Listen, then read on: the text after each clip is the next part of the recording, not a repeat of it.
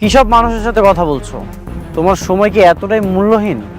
দেখেন না, ওর কপাল কত ভালো, শুধু কপালে হাজার হাজার হাজার হাজার কোটি টাকা আসতেছে। অনেকবারে বলেন তার স্ত্রীকে একদল মাস্তান কিডন্যাপ করছে। ও নিজের টাকা দিয়ে সব কিছু উল্টাপাল্টা ভাড়া করছে, কিডন্যাপ করেছে। অনেক ভাই আপারে কিডন্যাপ করতে গেছে। অনেক ব্যথা লাগতেছে রে। আমার হাজবেন্ড কোথায়? তোমার এ কি অবস্থা? আমি অভিযোগ তোলার ব্যবস্থা করছি, আপনি ওকে ছাড়ার প্রস্তুতি নিন। আর একটু সহ্য করো, আমি তোমাকে এখান থেকে বের করবই। আপনার কপালও ভাই, এক বউ যাইতেছে আরেক বউর কাছে আপনার নামে অভিযোগ তুলে নেওয়ার জন্য।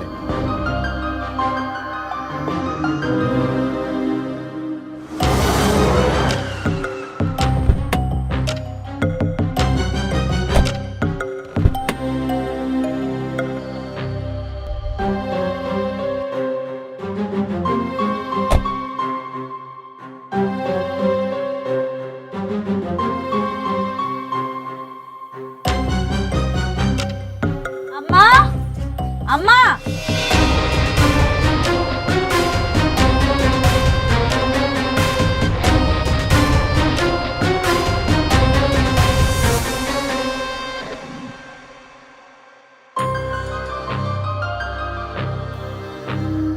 বাহ বাহ বাহ বাহ বাহ, হেব্বি তো। গরিবের ঘরে হাতির পাড়া। বাহ, তা কি মনে করে আপনারা আমার বাড়িতে চলে আসলেন শুনি? আসতে বাধ্য হলাম। কেন করছো তুমি এসব? কি চাও? একজন কিডন্যাপারের লগের থেকে ভালো আর কি করা যায়? আমি যাই না বুঝে মামলাটা করছি। ওর জন্য উপযুক্ত জায়গা হলো পুলিশ আর থানা। তুমি কিভাবে ভাবলে অনেক তোমাকে কিডন্যাপ করবে? কে বলেছে তোমাকে এসব? যারা করাইছে তারাই কইছে। আমি আমার সন্তানের নিরাপত্তা চাই। আমার সন্তান পৃথিবীতে আইব না, এর নিরাপত্তা দিব কি? তুমি আমাকে আর অনেককে আলাদা করার জন্য মামলা করেছো, তাই না? নিজে তো হারাইছই, এখন আমাকে আর অনেককে আলাদা করার জন্য মিথ্যা মামলায় ফাঁসাইছো। একদম মুখ সামলা কথা বলবেন। বৃষ্টি, আমি না আপনার মতো জঘন্য বড় লোক না যে রাজনীতির চাল খেলতে গিয়া মানুষের জীবন নষ্ট করে দিব। যেটা আমার সাথে ঘটছে আমি ঠিক সেইটাই করছি। তুমি যদি আজকে অনেকের প্রথম স্ত্রী না হতে না, তোমাকে অনেক কিছুই জবাব দিতাম। শুধুমাত্র তোমাকে বিয়ে করার জন্য আজকে অনেককে জেলে যেতে হলো। আরে আল্লাহ রে, হাস্যকর আলাপ। আর আমি যদি কেউ শব্দ আপনার, শুধুমাত্র আপনারে বিয়ে করার পর থেকে ওর জীবনের আজকে এই উন্নতি। কোন স্ত্রী তার স্বামীকে মিথ্যা মামলা দিয়ে জেলে দিতে পারে না। অবশ্যই পারে। কেন পারে জানেন? যেই স্বামী তার স্ত্রীকে মারার জন্য অন্য একটা কিডন্যাপার আনতে পারে, সেই স্ত্রী তার পেটের সন্তানকে বাঁচানোর জন্য স্বামীর বিরুদ্ধে সব করতে পারে। তুমি বুঝতে পারছো না, অনেক তোমাকে কিডন্যাপ করেনি মেঘলা। তো ভালোই, ভালো না? আমার যেহেতু কিডন্যাপ করে না, এটা তো পুলিশ বুঝা লইব। আমার কাছে আনার দরকার কি আপনাকে? আপনারা বড় লোক মানুষ, বিরাট কারবার জান না, আপনাকে বিরাট কারবার দেখান। আমার এখানে আসার তো কোনো দরকার নেই। জান, তুমি মামলা তুলবে না, তাই তো? ঠিক আছে, বুঝতে পেরেছি আমি। আমিও দেখব তুমি আর কতক্ষণ অনেককে জেলে রাখতে পারো। আমি তো ওকে মুক্ত করেই ছাড়ব, দেখিনি।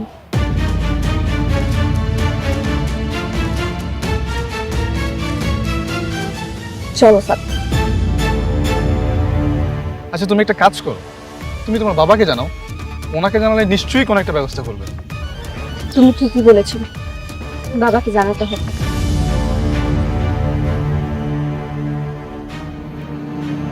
আরে ব্যাপারটা একটু যাচাই বাছাই করে নিতি। যাচাই বাছাই করার আর কিছু নেই আব্বা। যা ঘটছে তাই ঘটছে।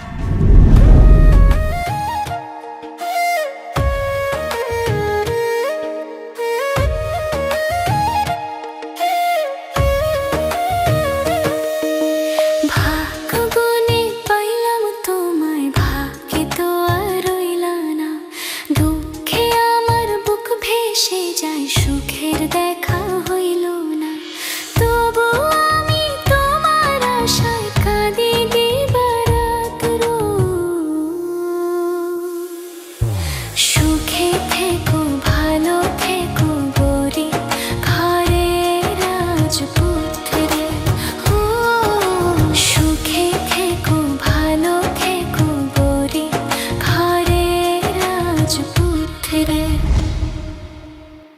আঙ্কেল, আমি তো হাজার হাজার কোটি টাকার মালিক হয়ে যাচ্ছে।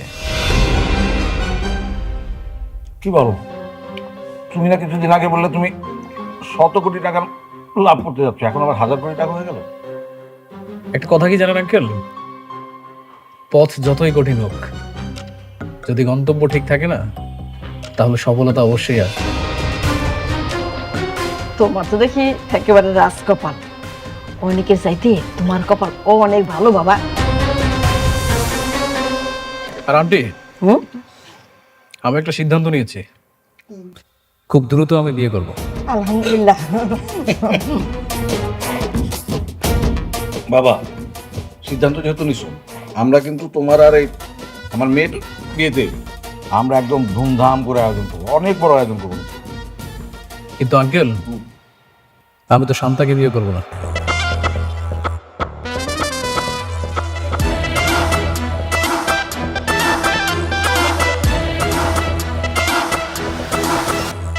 আমি বিয়ে করবো মেঘলাকে, অনিকের স্ত্রী মেঘলা। কি বলছো এসব? আমাকে রেখে ওই বস্তির মেয়েকে বিয়ে করতে যাবে? কাকে বস্তির মেয়ে বলো? মেঘলা হাজার হাজার কোটি টাকার মালিক। তারপর তুমি অনেকের পরে কেন বিয়ে করবে? মানে তোমার সঙ্গে তো কথা ছিল যে তোমার সঙ্গে শান্তার বিয়ে হবে। আমার কপালটাই পোড়া, যাকে বিয়ে করতে চাই সে ওই বস্তির মেঘলাকে বিয়ে করতে চায়। আঙ্কেল, অনেকরে তো শত্রু বানায় জেলে পাঠাই দিচ্ছে, আর এই মুহূর্তে মেঘলাও একা। তোকে যদি আমি বিয়ে করতে পারি তাহলে হাজার হাজার কোটি টাকা মালিক হয়ে যাব। কিন্তু বাবা, সব সম্পত্তি পাওয়ার পরে তুমি কি আমার মেয়ের বিয়ে করবা? অবশ্যই করব। সম্পত্তি পাওয়ার পর বস্তির মেয়ে বস্তিতে। দেখো রাতুল, আমার ভাতিজারে কিন্তু খুব সাবধানে হ্যান্ডেল করবে, যে কখন কি করে ফেলবে তার কিন্তু ঠিক নেই। আপনি এটা নিয়ে টেনশন করবেন না, আপনার ভাতিজা আমার কিচ্ছু করতে হবে না। এখন আপনি খোঁজ নিয়ে দেখেন, ওকে পুলিশ এই মুহূর্তে ধরে হয়তো হাড় হাড্ডি ভেঙে দিয়েছে। আপনি হ্যাঁ রিল্যাক্স।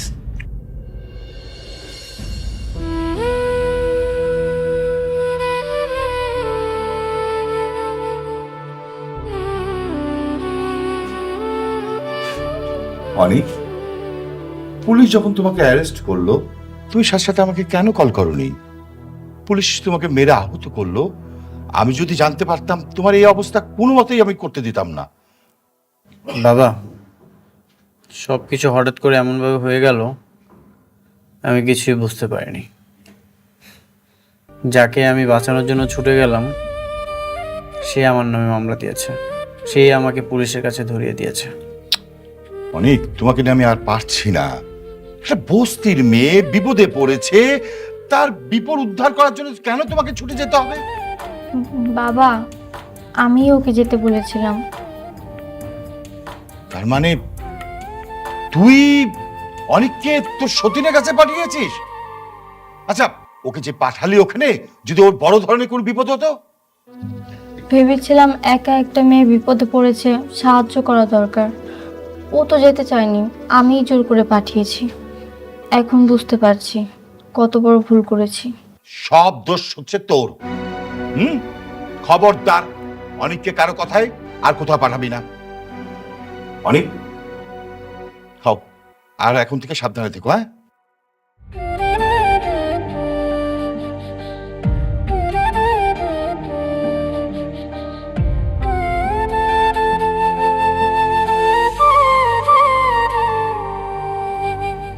শুন মা, এই থানা পুলিশ মামলা এইসব আমাদের জন্য না মা। এগুলি করলে শত্রুতা বাড়ে। আমরা গরিব মানুষ, শত্রুতা বাড়ায় লাভ কি? হরে মা, তোর আব্বাই ঠিকই কইছে। আমরা গরিব আছি, ভালোই আছি। এই কোটিপতি পোলার লগে তোর বিয়া হইয়া এই যে আমাগো বিপদ শুরু হইল, আল্লাহ জানে এই বিপদ থেকে আমরা কবে উদ্ধার হবো। আমি এখন কি করুম তোমরাই কও। কেউ যদি আমার পায়ের পা দিয়ে ঝগড়া করতে আয়ে আমি কেমনে এমনি ছেড়ে দিব? আমি কিচ্ছু করুম না। না রে মা, আমার মনে হয় না ও তোর কোনো ক্ষতি করবে। যদি আমার কোনো ক্ষতি না করে তাহলে তো ভালোই। আব্বা, আম্মা, আমি তো আমার ভালোটা বুঝি না, এখন থেকে তোমরা যেটা কইবা হেরে গেল। মারে আমি কই কি, এই তুই এক কাজ কর, ওই অনেকের নামে যে মামলাটা করছস ওইটা তুই তুইলা নে। আর শত হইলো তো তোর পেটের বাচ্চার বাপ। হরে মা, সেইটাই ভালো হইব।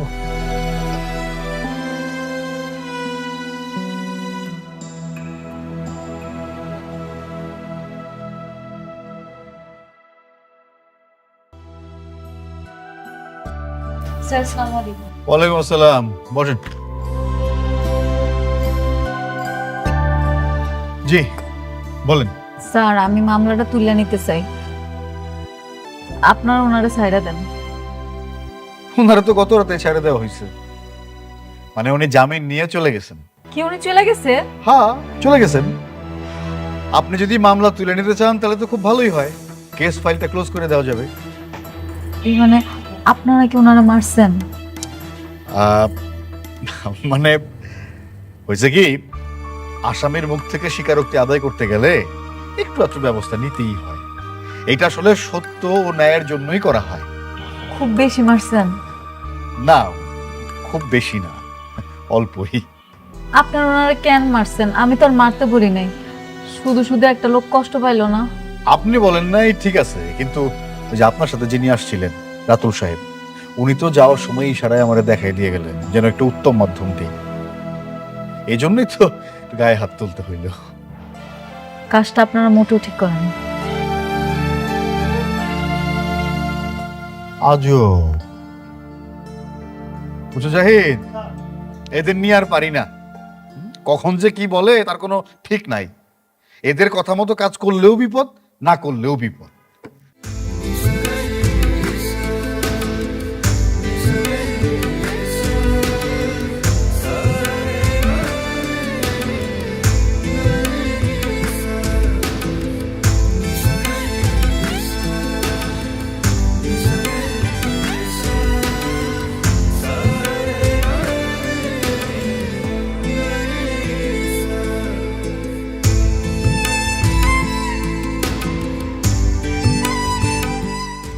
কি হয়েছে তোমার?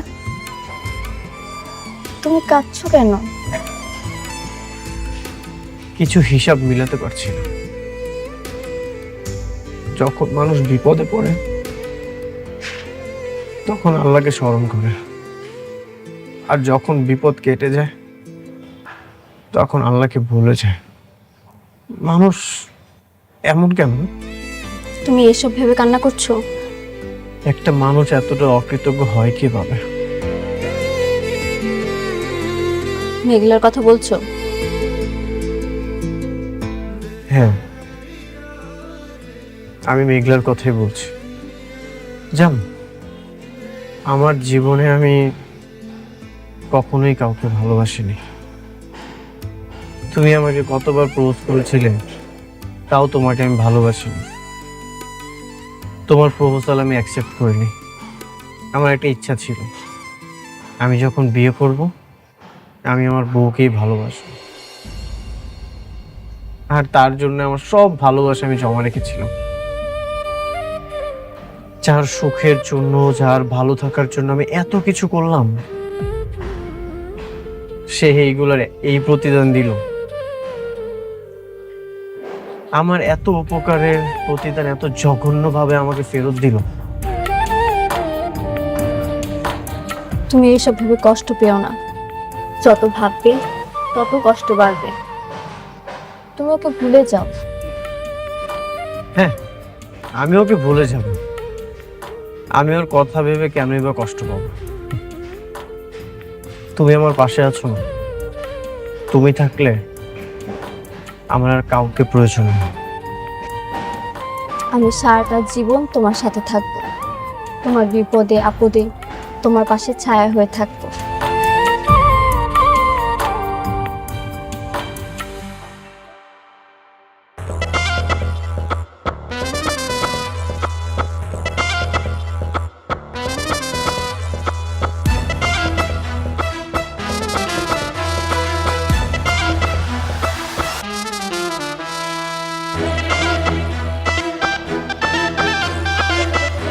আন্টি, আঙ্কেল, এই যে দেখেন বাজার থেকে আপনাদের জন্য টাটকা টাটকা মাছ আর সবজি নিয়ে আসছি। ভাবি, আসসালামু আলাইকুম, কেমন আছেন? আপনার শরীরটা ভালো আছে তো? আপনি আপনি এখানে কেন আইছেন? এই যে আপনার জন্য বাজার নিয়ে আসছি ভাবি। এই যে দেখেন আয়রন ও পুষ্টিযুক্ত খাবার নিয়ে আসছি আপনার জন্য। এখন তো আপনার অনেক ভালো ভালো খাবার খাওয়া দরকার। আন্টি নেন, রাখেন। আরে রাখেন, এইটা রান্না করেন, অনেক মজা আছে, সেই স্বাদ কিন্তু। একদম টাটকা মাছ, টাটকা সবজি। জানেন ভাবি, আমি না কালকে সারা রাত ঘুমাইতে পারিনি, পুরো ছটফট ছটফট করতে করতে আমার রাতটা চলে গেছে। কালকে একটা কি বিপদ না গেল আপনার উপর দিয়ে। আমার না কি মনে হয় জানেন ভাবি, মাঝে মাঝে মনে হয় যে সব কিছু ছাইরা দিই, ছাইরা দিয়ে আসে আপনার বডিগার্ড হয়ে থাকি। আমার কোনো বডিগার্ড লাগবে না। কি বলেন ভাবি? আপনার বডিগার্ড না লাগুক, কিন্তু একটা দায়িত্ববান লোক তো আপনার পাশে থাকা দরকার। এই যে দেখেন আপনার বাবা অসুস্থ, আপনি নিজে মা হতে চলছেন, আপনার চারপাশে শুধু বিপদ আর বিপদ। এই মুহূর্তে আপনার একটা দায়িত্ববান লোক থাকা খুবই জরুরি দরকার। এই জন্য আমি বলতেছি আপনার আমি দায়িত্ব নিতে চাই। না, আমার লাগবে না তো, আমার কারো লাগবে না। আমি কাউরে বিশ্বাস করতে পারি না, আপনি বুঝেন না? এই যে ভাবি, আপনি একজন বেইমানি করছে, তার কথা এখন আমাদের সবাইরে দোষারোপ করতেছে। শুনেন, উনি হচ্ছে একটা সব থেকে বড় বেইমান। এই জন্যই তো আমি অনিকের সাথে বেইমানি করছি। অনিক এখন আপনারও শত্রু, আমারও শত্রু। আপনিও যে কেমন মানুষ এটা আমি খুব ভালো করে জানি। জানেন না ভাবি, এটা জানতে হলে এই জানার একটা মন থাকা দরকার। শুনেন, আমি খুবই একটা ভালো মানুষ, আর আমি সব সময় আপনার ভালো চাই। এই জন্য তো আপনার দায়িত্ব নিতে চাই। অনিকের মতো বেইমানি আমি আপনার সাথে করবো না। আপনি যান, ভালোই ভালোই সুন্দর করে কইতেছি, আপনি কি সুন্দর করে চলে যান। আপনার কোনো কথা শোনার বিন্দু মাত্র রুচি এখন আর আমার নাই। যান। আমিও চাই না ভাবি আপনার এই মুহূর্তে আপনার এমন কথা বলে যাতে আপনি রাগ হয়ে যান। যাই, কিন্তু আবার আসবো। যাওয়ার আগে একটা কথা বলে যাই ভাবি, আপনি আপনার কোম্পানির দায়িত্বটা ছাইড়েন না। এই মুহূর্তে আপনার ক্ষমতা থাকা দরকার। না, দরকার নেই, আমার কোনো ক্ষমতার দরকার নেই। কেন দরকার নেই জানেন? আপনার মতন আমি লুবি না, আমি একাই অনেক ভালো আছি, আমার কোটি টাকার প্রয়োজন নাই। ভাবি, আপনি ভালো মানুষ, কিন্তু অনেক কিন্তু একটা বেইমান। ও কখন কোথায় কি চাল চালবে আপনি কিন্তু নিজেও কল্পনা করতে পারেন। আপনি কি যাইবেন এখান থেকে? যান কইতাছি। ভাবি, এইটা প্রতিবাদ করতে গেলেও আপনার কিন্তু ক্ষমতার দরকার আছে, এই কথাটা আমার মনে রাখেন। থাকেন, আসি। এদিকে আন। আম্মা, ওনার এই জিনিসপত্র দিয়া দাও।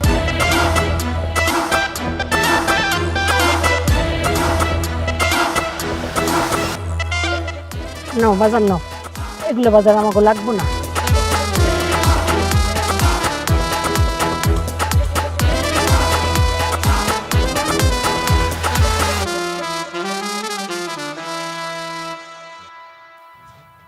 মারে, আমার মনে হয় পোলাটা একটা কথা কিন্তু ঠিকই কইছে, তুই কোম্পানিটা ছাড়িস না। বাঁচতে হইলে না মানুষের দুইটা জিনিসের খুব দরকার, একটা হলো টাকা, আরেকটা হলো ক্ষমতা।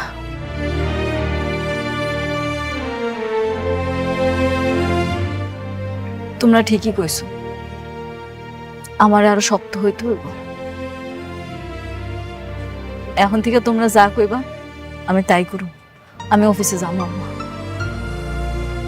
আমা তাই কর।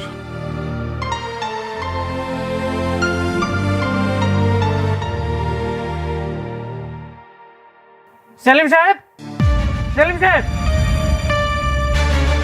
লোকজন সব কোথায়? কাজ অফ কেন? স্যার, সালিমা বিল্ডার্স গ্রুপের লোকজন এসে আমাদের সাইডে যত লোক আছিল সব নিয়ে চলে গেছে স্যার। শালিমা বিল্ডার্স থেকে লোক এসেছিল? মেঘলা নামের কেউ এসেছিল নাকি ওর ম্যানেজার এসেছিল? না স্যার, ওরা কেউ আসেনি স্যার, রাতুল সাহেব আইসা সব নিয়ে চলে গেছে স্যার। রাতুল এসেছিল? তোমরা কিছু বলোনি? স্যার আমি কি করবো স্যার, সালিমা বিল্ডার্স লোকজন আইসা বললো যে ডবল বেতন দেবে, তার লোকজন শুই নাই, সব চলে গেল স্যার। তার মানে মেঘলা সবকিছু করাচ্ছে? হতে পারে স্যার, রাতুল সাহেব বললো আপনারা নাকি ম্যাডামের অনেক ক্ষতি করছেন, তারই প্রতিশোধ নিচ্ছে। আরো বললো আপনাকে নাকি স্যার পথে বসায় দিব। মেঘলা,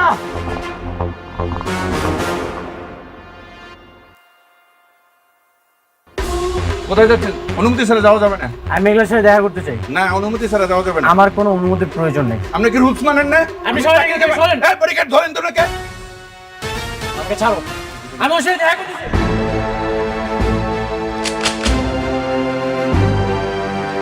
ওনার সাইডে দেন।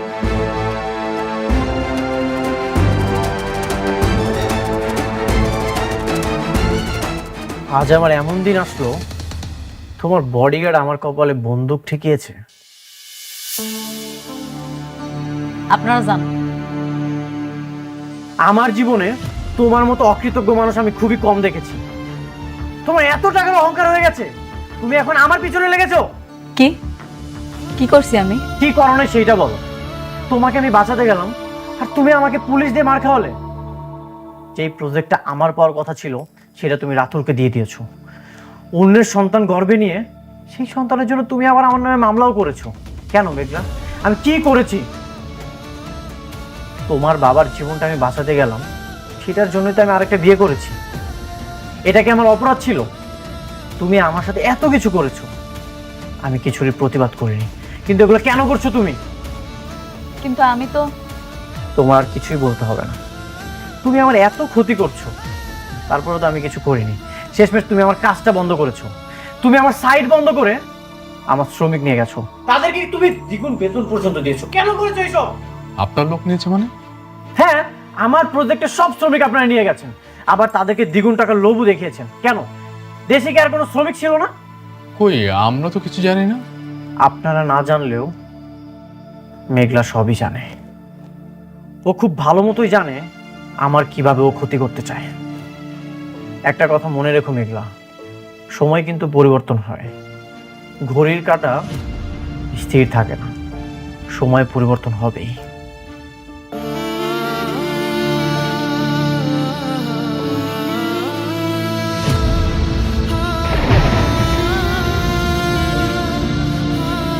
ম্যাডাম, আপনি মন খারাপ করবেন না।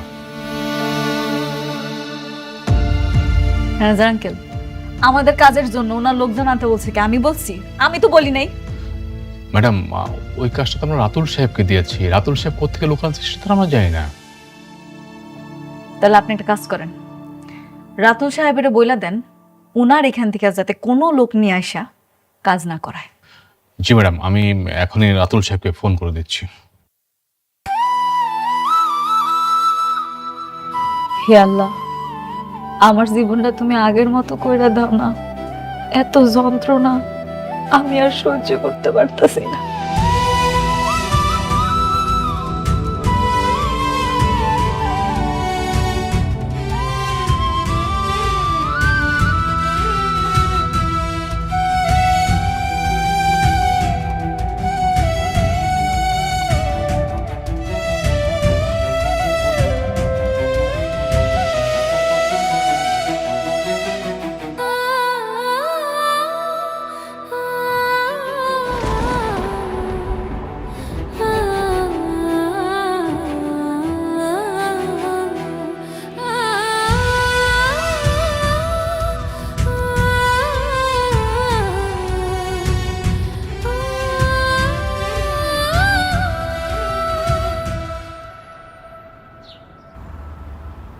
আপনার বাচ্চার বাবা যদি সত্যি সত্যি আপনার স্বামী হয়, তাহলে ডিএনএ রিপোর্ট আলাদা হলো কিভাবে?